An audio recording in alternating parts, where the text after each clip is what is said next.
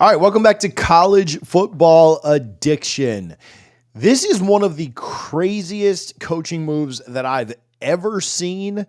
And as a rival of both teams impacted, it's probably one of the most intriguing ones that I've ever seen. And we've seen some crazy stuff this coaching cycle. And for us to be doing a video on a defensive backs coach moving from one school to another might be a little bit different, might be a little bit interesting that we would jump down that deep into the coaching ranks to talk about things. But we're talking about Will Harris today, going from the University of Florida down to Miami. Again, Harris was really good this year for Florida.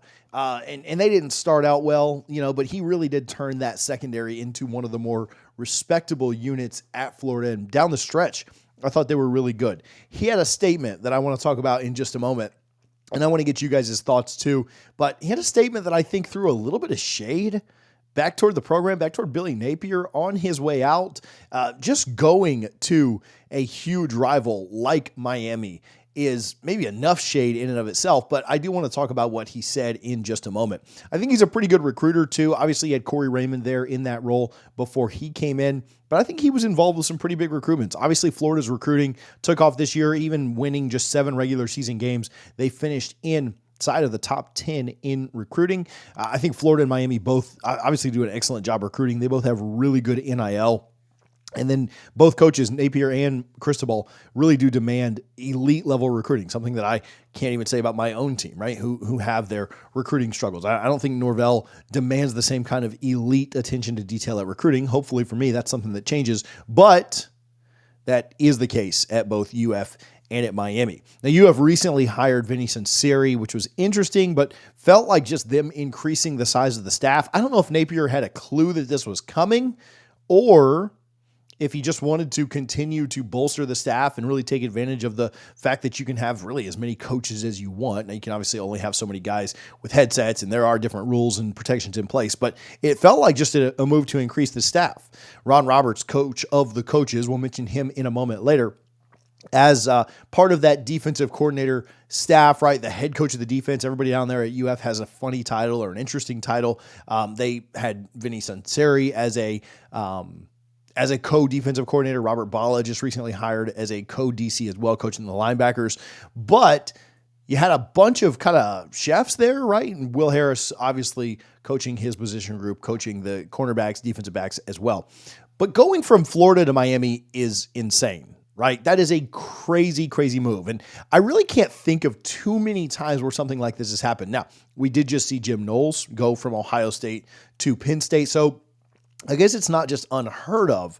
And even back in the day, Ron Dugans went from Miami back to Florida State, but that was, there was coaching turnover. Dugans was obviously a Florida State alum, so maybe not too insane to think about that one. Obviously, Randy Shannon has coached at every school in this state. And so, he's kind of bounced around and been different places.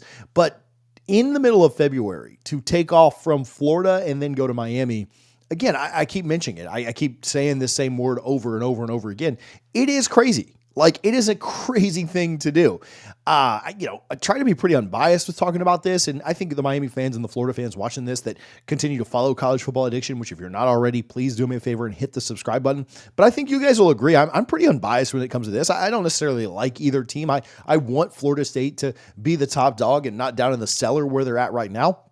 But I'm not going to hype this for one team or another. I do just find it very, very interesting. I'm not necessarily here to put down one team more than the other, right? Like, I don't like either rival, and that's how rivalries work. That's how college football fandom works.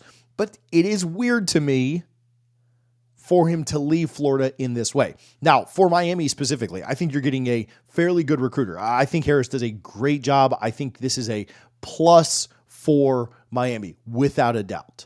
I think you're getting a pretty good, like a plus coach. Like, I don't think he's elite by any means. I wouldn't use that word, but I think you're getting a plus coach, right? Like an above average coach who did a really good job with that Florida secondary, kind of taking it from a huge question mark to a really good unit by the end of the year. A lot of secondary pieces that Miami picked up in the portal this year. How quickly can he and them acclimate together? This is certainly the unit that caused Miami the most struggles this year. They were responsible probably for all of their losses. I know that Cam didn't play in the second half of the bowl game, so you could just say, well, if we'd have cared about that game, right, we would have won that, sure. But the issues that Miami had this year were mostly on their secondary. Now, thoughts for UF, they're losing a good recruiter. However, their NIL and the way that Napier expects greatness, I don't anticipate a massive drop-off, but you are still losing one of the better recruiters on the staff, I think, one of the better guys that you've had there in that coaching room. A lot of change on the defensive side of the ball, and that's a side of the ball that needs to continue to play really well. I know there's a lot of hype and expectations around Lagway this year. The offense wasn't what I would call elite by any means this year, but the defense is absolutely why they won games. You think about why they won on the road at Florida State. Not that that's a tough thing to do, but why they beat LSU, why they beat Ole Miss, why they were in that Georgia game until Lagway went down and kind of all hope was lost. That defense on that side of the ball, second half of the year, was really, really good. You've got a new linebacker coach. You've got a new safeties coach. You're losing Austin Armstrong. You're losing Harris. And that side of the ball has to be better. And they don't open up slow, right? They got a couple of cupcake games early, but then it's on the road at LSU, on the road at Miami early, and the defense has to be up and clicking. You've also got the portal opening up here in the spring. Now, I've got no intel on this. Nobody's told me this. But could people follow Harris down to Miami? Could they leave understanding that their coach is gone? I do think that's a concern, right? I think it's a concern for every roster, every program in college football with a second portal window opening. But it's certainly got to be something that's on players' minds, right? It's got to be something that's on Napier's mind to now devote a little time to make sure that that doesn't happen. The most interesting part of this, though, is the way that he left and the statement that he tweeted out. You know, Twitter lets you do more than 140 characters now. You can do unlimited length tweets.